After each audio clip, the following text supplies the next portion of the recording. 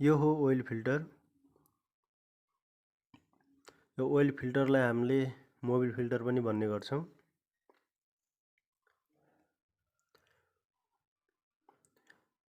यो ओइल फिल्टरलाई बिस्तारै खोलेर बाहिर निकाल्नु पर्ने हुन्छ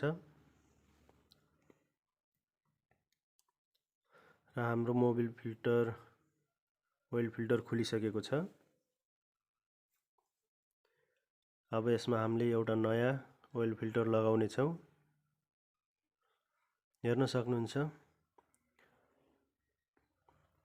अब यसमा हामीले ओइल फिल्टर कुलेन्ट अनि मोबिल यो सबै सामान आइसकेको छ हाम्रो।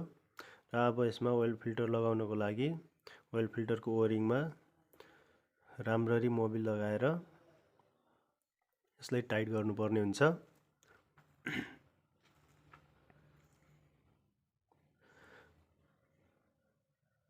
अब चाहिँ ओइल फिल्टरको कलर चेन्ज भइसकेको छ।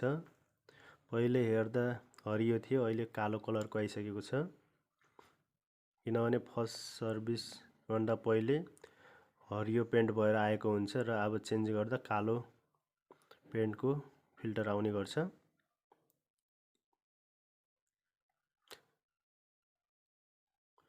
यो चाहिँ एयर फिल्टर हो, dry type air filter, primary air filter. तपाईको यो एयर फिल्टर सफा गर्नको लागि बिस्तारै टायरमा झार्न सक्नुहुन्छ तपाईले। बिस्तारै झार्न सक्नुहुन्छ। र तपाईको यो सेकेन्डरी एयर फिल्टर भन्छ यसलाई, सानो एयर फिल्टर, जुन यो अलिकति सेन्सिटिभ पनि हुने गर्छ। र भित्र यो सफा गरिसकेपछि यो सानो एयर फिल्टरलाई राम्ररी फिट गर्नु होला र यसमा पल भएको भागलाई भित्रपट्टि पारेर फिट गर्न सक्नुहुन्छ।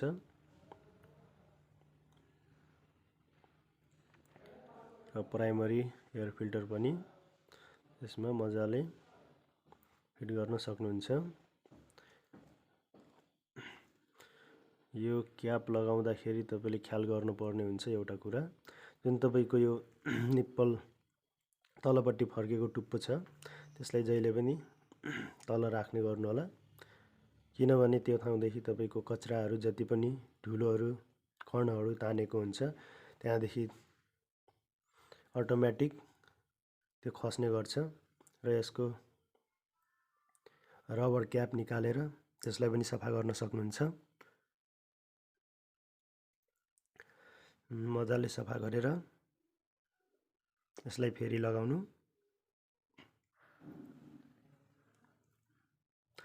यो हो हाम्रो कुलेन्ट रिजर्भ ट्याङ्क भन्छ यसलाई। र यसमा तपाईले जहिले पनि कुलेन्ट वाटर नै हाल्न पर्ने हुन्छ, किनभने यसमा सादा पानी हाल्न हुँदैन। र यसको लेभल देखाएको हुन्छ, यसमा लेभल अनुसार तपाईले कुलेन्ट वाटर राख्न सक्नुहुन्छ।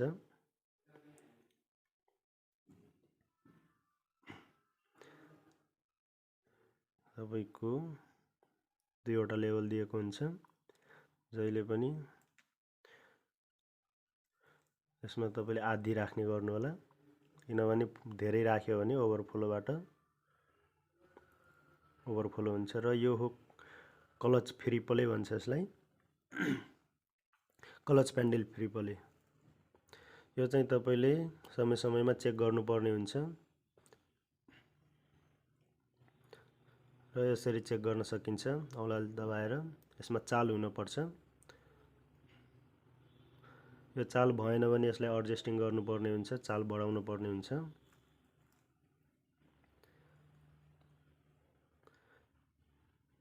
अब हामी ओइल हाल्न गइराखेका छौं, इन्जिन ओइल।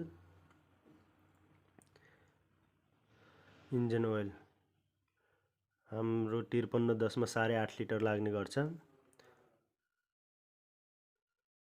हामीले एउटा कुप्पीको सहायताले इन्जिन ओइल हालिराखेका छौँ र हाम्रो यो इन्जिन ओइल जुन छ तपाईको जोन डियर कम्पनीले आफै उत्पादन गरेको हो।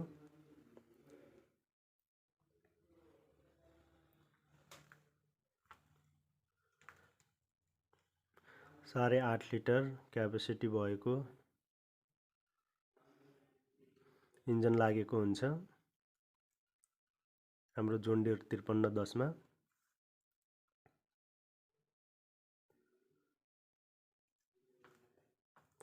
हामीले हालिसकेका छौँ, मोबिल हालिसकेका छौँ र मोबिल हालिसकेपछि यसको क्याप लगाउनु पर्ने हुन्छ। यसलाई मजाले टाइट गरेर राम्ररी टाइट गरेर लगाउनु पर्ने हुन्छ।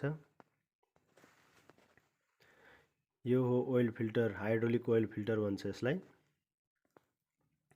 Hydraulic oil filter. र फर्स्ट सर्भिसमा हाइड्रोलिक ओइल फिल्टर पनि चेन्ज गर्नुपर्ने हुन्छ।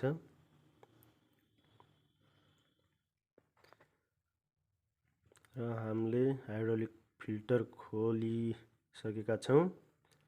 हेर्न सक्नुहुन्छ ओइल निस्किराखेको छ। बाल्टी अथवा कुनै परात तपाईले राख्न सक्नुहुन्छ तल, किनभने यसमा अलिकति हाइड्रोलिक ओइल निस्किने गर्छ फिल्टर खोल्दा।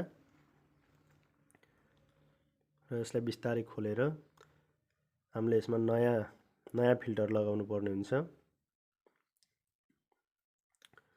खुलिसकेको छ फिल्टर।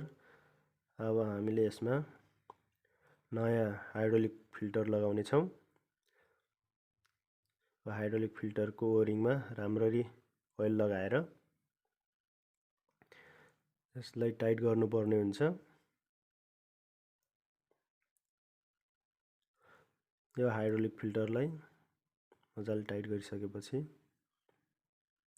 हाम्रो जोन डियर 5310 को फर्स्ट सर्भिस सकिसकेको छ, हेर्न सक्नुहुन्छ। र तपाईले अहिलेसम्म यो भिडियो हेर्नुभएकोमा तपाईहरुलाई धन्यवाद।